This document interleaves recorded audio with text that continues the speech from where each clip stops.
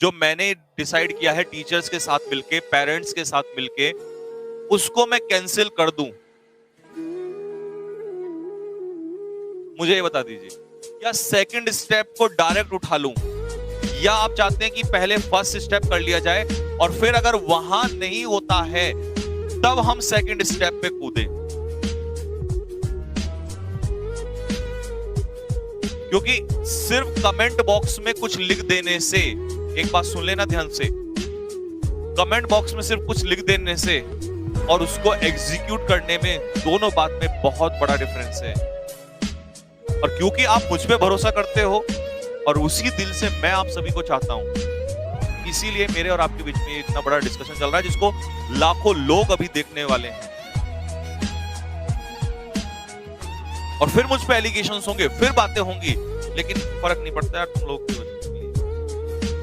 पहले step first को लिया जाए और फिर उसके बाद अगर ये नहीं होता है तो फिर हम प्रोटेस्ट के लिए उतरने देना।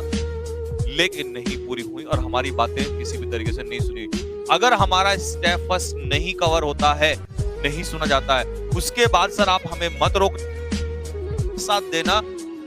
उनसे बताओ फटाफट जल्दी से कि क्या इस तरीके से चीजें प्रॉपर हैं, कोई किसी बच्चे को दिक्कत तो नहीं है कि हम पहले इस चीज को एक बार फॉलो कर लें।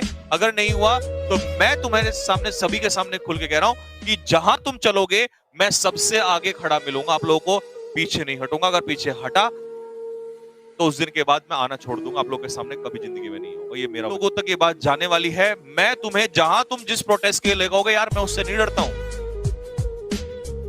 अगर एज रिलैक्सेशन पे वाला मुद्दा हुआ था तो उसमें भी मैं सबसे पहले ही खड़ा था।